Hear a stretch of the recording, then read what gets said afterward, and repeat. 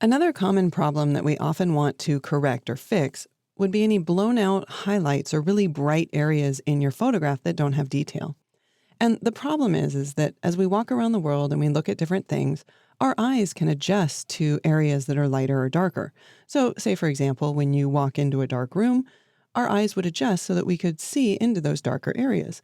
And likewise, when we walk outdoors on a sunny day, our eyes can quickly adjust for that brighter light.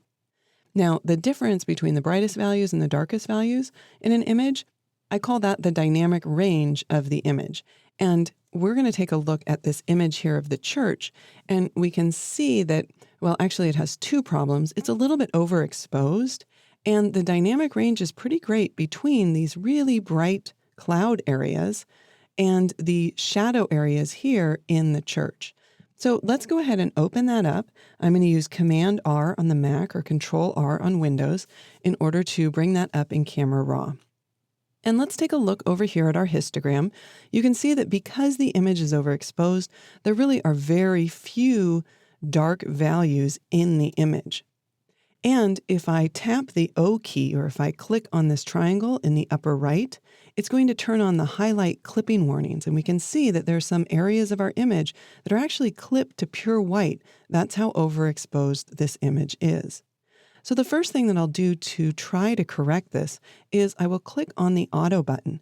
And as soon as I select that, you can see that there's been slight changes made here to the sliders. And if we take a look at the histogram, you can see that we now are making use of the entire dynamic range. So there are a few more values down here in our black area. But if we just look at the image, we can see that it's still far too overexposed. So I'm going to pull the exposure slider to the left until I think visually the image just looks good. And you can see as I do that, those warnings for the highlights that have been clipped automatically go away. Now, I don't want to pull the exposure too far to the left because I want to bear in mind not only what the darker values look like, but I also want to take a look at my histogram.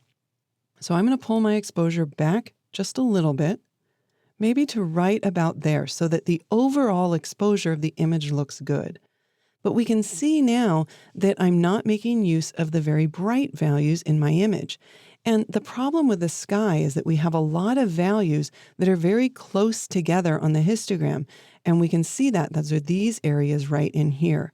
And my goal here is to try to extend those a little bit, to expand them, to create more contrast between all of these values here so that we'll be able to see differences in value in our image area. So the way I would do this is I would first pull my white slider over to the right a little bit. That's setting my white point, and I want to make sure that we're using the entire dynamic range of the histogram here. And then I'm going to pull my highlight slider to the left to try to separate out some of those values.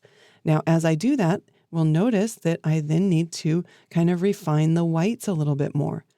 But what that's doing is by pulling these values, say right around here, and these values over here, by pulling them apart, we're adding contrast. By adding contrast, we're going to see the difference in values in the highlight area.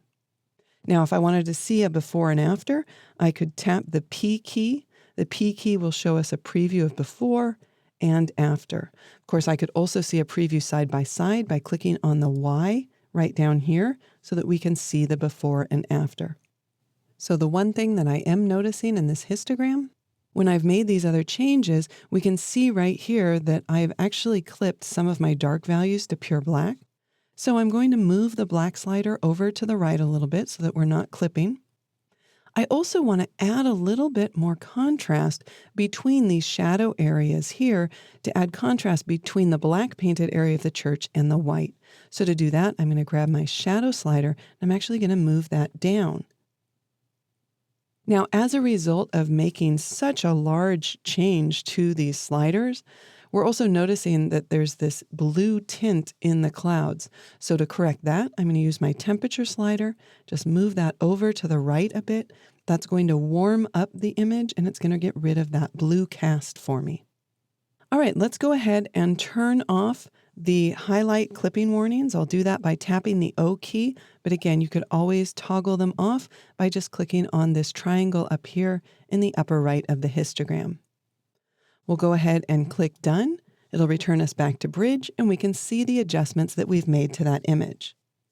So, of course, I want to point out that you can only fix those blown out highlights to a certain extent.